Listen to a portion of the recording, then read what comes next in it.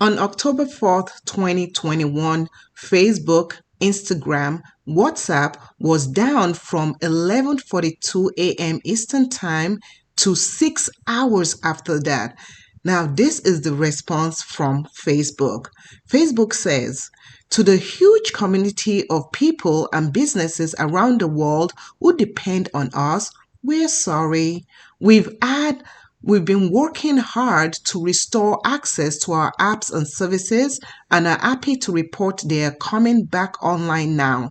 Thank you for bearing with us. Later on Monday, the company also explained why this outage, yes, occurred.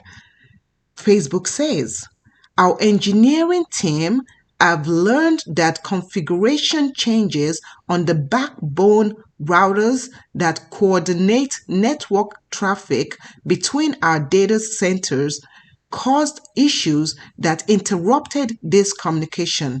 This disruption to network traffic had a cascading effect on the way our data center communicate, bringing our services to a halt.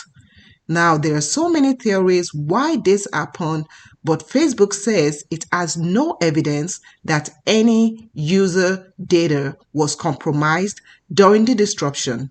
They said, our services are now back online and we're actively working to fully return them to regular operations. We want to make clear at this time, we believe the root cause of this outage was a faulty configuration change.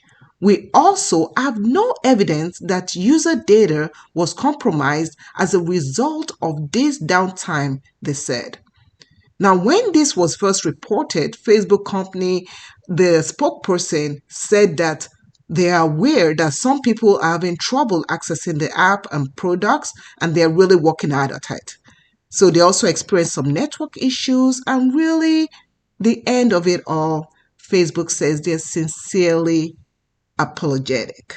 So please, everyone, let's get back on Facebook. Let's get back on Instagram. Let's send those videos on WhatsApp and let's have a fabulous morning.